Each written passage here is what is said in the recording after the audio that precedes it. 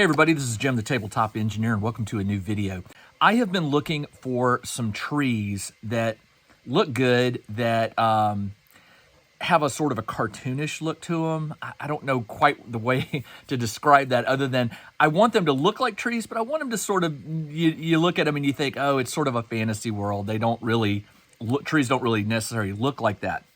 So in the video description below, I am going to provide you with a link where you can download the files for these trees. Now it's a one set of trees. It is 6 different tree types, variations of tree, and each variation has a large and a small version. So it's 12 trees in all if you print the small and then the large. The large are just slightly larger, but it gives you 12 trees that look kind of cool. Now they're 3D printed, they're STL files, so they're 3D printed, and they print individually. So they print in a trunk like this, and I don't have the tops, but I'm going to show you.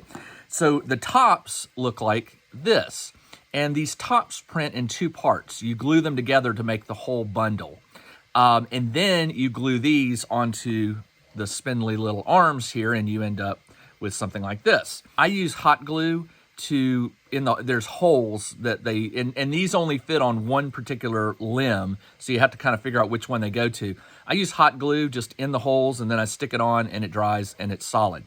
Now, I paint these. First thing I do is after I get them glued up is I prime them in black. Now, I think that, yeah, that looks black. I thought it might have looked gray for a second with the lighting, but it is a flat matte black. And then I give them some various dry brushing of browns, tans, greens, yellows, and things like that. And you end up with a tree that looks like this. And I don't know, you might not like the look of this, but I find these, they're high, so miniatures can be under them. They don't have low-hanging limbs and stuff. But to me, they look really, really nice. And you can see here's one variation. Here's another one that's unpainted. Here's one that's unprimed. I've got a few on the table back there. So the last thing I'm going to do in this video is I'm going to give you a time lapse of how I paint these from the prime stage. I'm going to show you, because I've got this, it's not my trick, it's just something I've learned over time. I'm going to show you how I paint the green and the tan to give it the look that you're seeing here. You obviously can paint them however you like, but I wanted to show you my version. So let me get to the work table. Let me show you real quick and explain real quick how to paint up one of these. And I hope you like them, and maybe you'll go download them. It's one bundle of trees. You don't buy them individually, but you'll get 12 trees in all. So let's get to the work table. Check out the new RPG and Wargame Newsletter. Each week, the Tabletop Engineer shares news, products, Kickstarters, and much more related to the gaming hobby. It's free to subscribe, so check out the link in the video description below to sign up. All right, in order to paint these trees, I keep it really simple. I use a dark brown, a light brown, or a tan. This is called raw sienna. I use a dark green, a lime type green, and a yellow. So let me show you how I do this. So the first thing you want to do is give the base of the tree the dark brown. And what I do, this may sound weird, but this is what I do, is I do the dark brown in a vertical horizontal. I just go all the way around and just hit it with the brown. I don't really dry brush this. I'm getting a good heavy coat on there. And I do as much as I can. I try to leave a little black showing just for shading purposes. And then I go up to the limbs. And remember, up and down, not side to side, and I'll explain that in just a moment.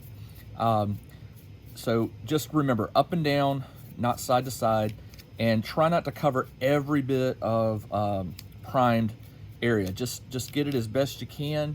Now, because the tops are on there, you may find that you can't get down in there. It's okay. The shadows are gonna do their work. All right, so there's the brown. And you could paint the whole thing brown if you want, or you could just do what I did and go quickly and leave some black showing. And then the next thing you want to do is you want to hit the canopies with the dark green. And again, I'm going to just tell you, this is what I do. I do top to bottom. I give it a good heavy green, top to bottom. Do not go left to right. Top to bottom, do that on all the canopies. And then you're gonna let the green and the brown dry really good. Let them, you don't wanna do this when the paint is still wet. So paint the canopies the dark green, top to bottom, and then the base, or the limbs and the thing, top to bottom, up and down with the dark brown. Let it dry, and then we'll come back and I'll show you the next step. Okay, once the paint is dry, then what I do is I put a coat of, this is called raw sienna. It's like a lighter brown, and I'm going to put this over the darker brown, but I'm going to go left to right swipes this way. And I'm not going, I'm doing a dry brush, but it's definitely a bit heavier, or not as heavy as the brown. And it's just going to put, a lighter coat over the dark, but leave the dark down in the recesses. And there'll even be some black down in the recesses. So get this put on, and then you're going to want to let this dry, because the final coat is going to be a coat of gray or white over this brown. You don't have to do that. I just find it takes the brown, tones it down just a hair, and makes it look a little more, I don't know, just a little nicer. But again, you don't have to do it. Just make sure you get over all of the dark brown at least a little bit with this lighter brown, or it won't blend properly. Now, the other thing I do with the dark green is, now for the dark green, I go from top to bottom. I go down. With the light green, I'm going to go bottom to top. Don't go up and then down. You want to just go up. And what this is going to do is it's just going to hit those leaves with enough to different. You'll see. Just trust me. It actually, I'm not going to use that brush. I'm going to use this one. It gives it just enough of the lighter green over the darker green, that some of the dark green is left, some of the black is left, and gives it a nice. There's 3 different colors. And we're still not done, because you're going to do I'm going to do a slight yellow. So I get the brush nice and wet, and then I'm just going to go up. And notice I'm not going down. I'm just going all the way around with the green. And I'm not taking a lot of the paint off the brush, just enough to keep it from soaking wet anything. And you can do this as much as you want. You'll kind of know when it's time to stop. And make sure you get underneath to do it. And then, like I said, what you're going to do is you're going to let this paint dry.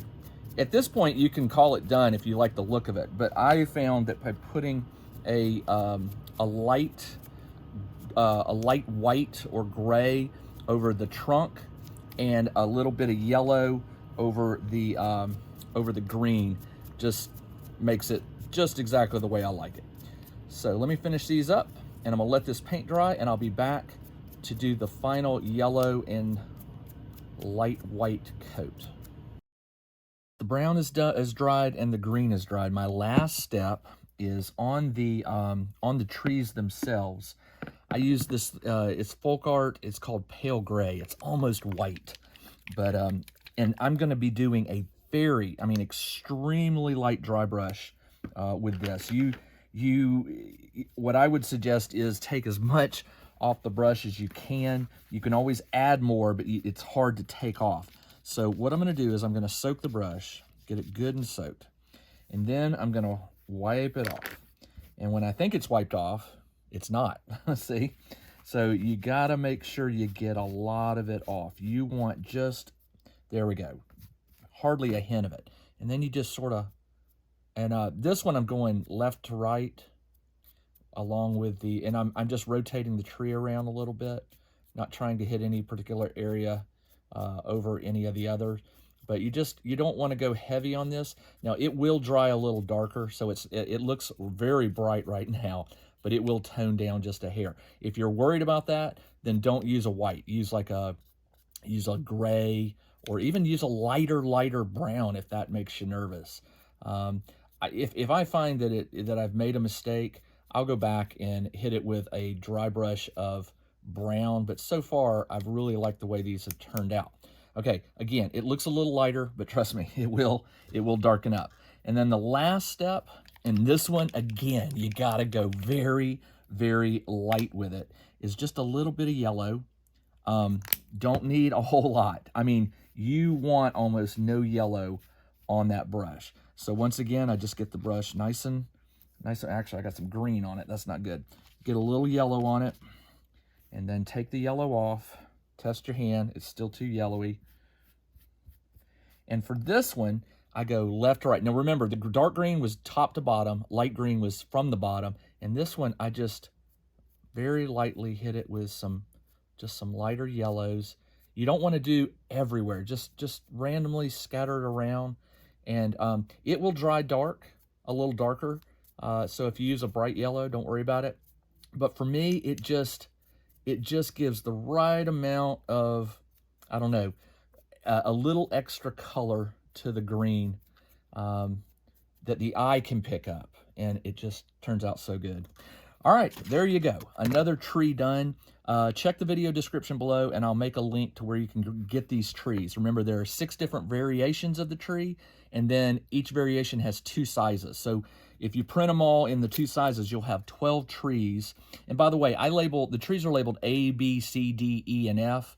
I write the letter on the bottom after I print one so I don't duplicate it. Or if I find that I want another of, say, tree number C or letter C, I know which one to go get. Otherwise, you got to open them all and compare them, and it's just better to do this from the start. All right, that's all I got. This is Jim, the Tabletop Engineer. Thanks for joining me as I showed you how I made these really quick trees for my work table. You'll be seeing them very soon in a playthrough video. Until then, everybody, take care.